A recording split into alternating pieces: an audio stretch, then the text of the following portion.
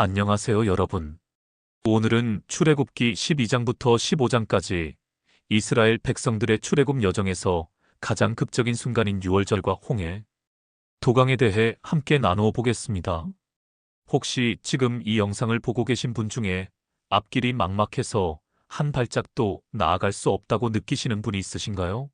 뒤로는 돌아갈 수 없고 앞으로는 나아갈 길이 보이지 않는 막다른 상황에 계신가요? 50대, 60대를 지나오시면서 얼마나 많은 어려움을 겪어오셨습니까?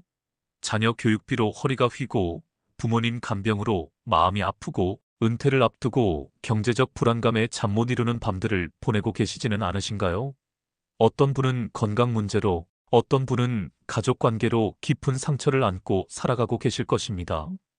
오늘 우리가 함께 살펴볼 이야기는 바로 그런 분들을 위한 이야기입니다. 앞에는 바다가, 뒤에는 추격하는 군대가 있는 절체절명의 순간에 하나님께서 어떻게 불가능을 가능으로 바꾸시는지 그 놀라운 이야기를 함께 나누어 보겠습니다. 430년간의 노예 생활이 끝나고 드디어 이스라엘 백성들이 이집트를 떠나는 날이 왔습니다. 하나님께서는 모세에게 말씀하셨습니다. 이 달이 너희에게는 달의 시작 곧 해의 첫 달이 될 것이라. 이것은 단순히 달력을 바꾸는 것이 아니었습니다. 이스라엘 백성들의 인생에 완전히 새로운 시작이 시작된다는 의미였습니다. 노예로서의 삶은 끝나고 하나님의 백성으로서의 새로운 삶이 시작되는 것이었죠. 여러분도 그런 순간을 경험해 보신 적이 있으신가요? 인생에서 완전히 새로운 장이 시작되는 순간 말입니다. 결혼할 때, 첫 직장에 들어갈 때, 아이가 태어났을 때, 때로는 큰 시련을 겪고 난 후에도 그런 순간이 찾아옵니다. 지금 힘드신 분들께 말씀드리고 싶습니다. 여러분의 인생에도 달의 시작이 될 수 있는 순간이 올 것입니다. 유월절 어린 양에 대한 하나님의 지시는 매우 구체적이었습니다.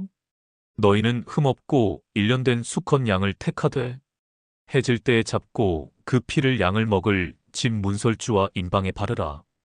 해질 때 잡으라고 하신 것도 의미가 있었습니다. 하루가 끝나고 새로운 하루가 시작되는 시점, 즉 전환의 순간을 상징하는 것이었죠. 여러분의 인생에도 그런 해질 무렵의 시간이 있었을 것입니다. 힘들고 고통스러운 하루가 끝나고 새로운 소망의 아침을 기다리는 그런 시간들 말입니다. 어둠이 깊을수록 새벽이 가까운 법입니다. 그리고 가장 중요한 것은 그 피를 문설주와 인방에 바르는 것이었습니다. 내가 그 피를 볼 때에 너희를 넘어가리니 재앙이 너희에게 내려 멸하지 아니하리라. 넘어가리니 마이너스 이것이 바로 유월절이라는 이름의 유래입니다. 그 밤 이스라엘의 모든 집에서는 가족들이 모여 어린 양을 잡고 그 피를 물에 발랐습니다. 무교병을 먹는 이유는 급히 떠나야 했기 때문이고 쓴 나물은 430년간의 고된 노예 생활을 기억하기 위함이었습니다. 쓴 나물을 먹으며 지난날의 고통을 기억하는 것, 이것이 중요합니다. 우리도 지금의 고통을 무의미하게 여기지 마십시오. 그 고통이 있었기에 새로운 은혜가 더욱 달콤하게 느껴질 것입니다. 그리고 중요한 것은 그들이 여행할 차림으로 먹어야 한다는 것이었습니다. 허리에 띠를 띠고 발에 신을 신고 손에 지팡이를 잡고 급히 먹으라. 언제든 떠날 준비가 되어 있어야 했습니다. 이것이 바로 믿음의 자세입니다. 하나님께서 새로운 길을 열어주시면 언제든 그 길로 나아갈 준비가 되어 있으신가요? 나이가 들었다고, 여건이 어렵다고 새로운 시작을 포기하지 마십시오. 그날 밤 자정에 하나님의 심판이 시작되었습니다. 이집트의 모든 장자가 죽었습니다. 하지만 어린 양의 피가 발린 이스라엘의 집들은 모두 안전했습니다. 똑같은 밤, 똑같은 시간이었지만 어떤 집은 슬픔의 집이 되었고 어떤 집은 구원의 집이 되었습니다. 그 차이는 바로 어린 양의 피였습니다. 여러분의 삶에도 그런 차이를 만드는 것이 있습니다. 똑같은 어려움을 겪어도 어떤 사람은 절망하고 어떤 사람은 희망을 품습니다. 그 차이는 바로 예수 그리스도의 보혈에 대한 믿음입니다.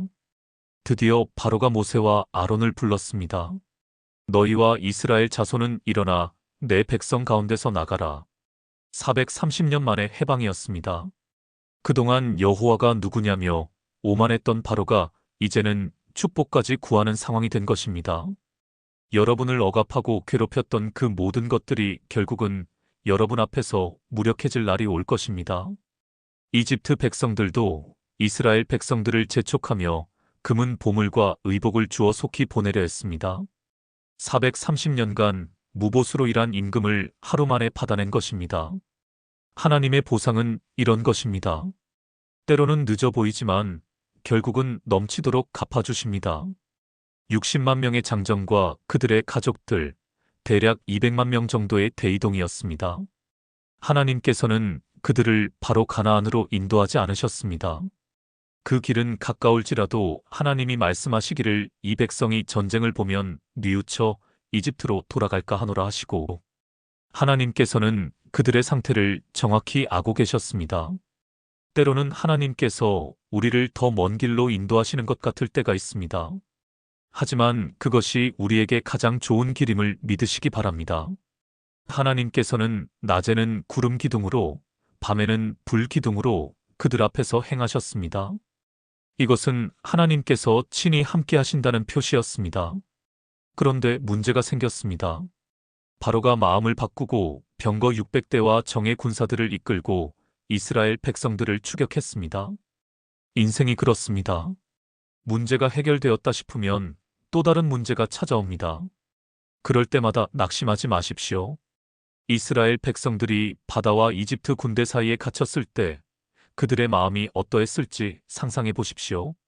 앞에는 바다가, 뒤에는 적군이. 완전한 막다른 상황이었습니다. 백성들이 모세에게 원망했습니다. 이집트 사람을 섬기는 것이 광야에서 죽는 것보다 나았을 것이니라. 하지만 모세의 반응을 보십시오. 두려워하지 말라. 가만히 서서 여호와께서 오늘 너희를 위하여 행하시는 구원을 보라. 여호와께서 너희를 위하여 싸우시리니 너희는 가만히 있을지니라. 이것이 바로 믿음의 반응입니다. 상황을 보지 말고 하나님을 보라는 것입니다. 여러분도 지금 그런 상황에 계신가요? 그때가 바로 하나님의 기적을 볼 때입니다. 하나님께서 모세에게 말씀하셨습니다. 이스라엘 자손에게 명령하여 앞으로 나아가게 하고, 너는 내 지팡이를 들고 내 손을 바다 위로 내밀어 그것이 갈라지게 하라. 앞으로 나아가게 하라. 바다를 향해 나아가라는 것이었습니다. 인간적으로는 말이 안 되는 명령이었지만 하나님의 명령이었습니다. 그리고 하나님께서는 놀라운 일을 행하셨습니다. 여호와께서 밤새도록 강한 동풍이 바다를 물러가게 하시니 바다가 마른 땅이 되고, 물이 갈라진지라. 이스라엘 자손이 바다 가운데서 육지로 행하고 물은 그들의 좌우에 벽이 되니 홍해가 갈라진 것입니다. 상상해 보십시오. 바다 한가운데로 난 길을 200만 명이 걸어가는 장면을. 좌우에는 물벽이 서 있고 발 아래는 마른 땅이. 그것도 하룻밤 사이에 일어난 일이었습니다. 이것이 바로 하나님의 능력입니다. 불가능해 보이는 일도 하나님께는 가능합니다. 여러분 앞에 있는 그 막힌 길도 하나님께서는 열어주실 수 있습니다. 이집트 군대도 그 뒤를 따라 바다 가운데로 들어갔지만 새벽에 하나님께서 이집트 군대를 어지럽게 하셨습니다. 이스라엘 백성들이 다 건넌 후에 바다가 원래 세력으로 되돌아가 이집트 군대를 모두 덮었습니다. 그러나 이스라엘 자손은 바다 가운데서 육지로 행하였고 물이 그들의 좌우에 벽이 되었더라. 같은 바다였지만 이스라엘에게는 구원의 길이 되었고 이집트에게는 심판의 바다가 되었습니다. 여러분의 현재 상황도 그렇습니다. 같은 어려움이라도 하나님을 믿는 사람에게는 축복의 통로가 됩니다. 이스라엘 백성들이 구원을 목격했을 때 그들은 여호와를 경외하며 모세와 이스라엘 자손이 여호와께 노래를 불렀습니다. 내가 여호와를 찬송하리니 그는 높고 영화로우시며 말과 긋한 자를 바다에 던지셨음이로다. 여호와는 나의 힘이요 노래시며 나의 구원이시로다. 이것이 성경에 기록된 최초의 찬송가입니다. 여러분도 곧 그런 찬양을 부르실 날이 올 것입니다. 오늘 이 영상을 보고 계시는 여러분께 말씀드리고 싶습니다. 혹시 지금 앞길이 막막한 상황에 계신가요? 홍해 앞에 선 이스라엘 백성들을 기억하시기 바랍니다. 하나님께서는 가장 절망적인 순간에 길을 내십니다. 혹시 건강 문제로 고민하고 계신가요? 홍해를 가르신 하나님께서는 불가능한 상황도 가능하게 만드시는 분입니다. 나이가 들어서 회복이 어렵다고 말하지만 하나님께는 나이가 문제가 되지 않습니다. 혹시 경제적 어려움으로 잠 못 이루고 계신가요? 은퇴 후 생활비가 부족해서 자녀들에게 짐이 될까봐 걱정하고 계신가요? 이집트의 금은 보물로 이스라엘을 풍족하게 하신 하나님께서 여러분의 필요도 채워주실 것입니다. 혹시 가족 관계 때문에 마음 아파하고 계신가요?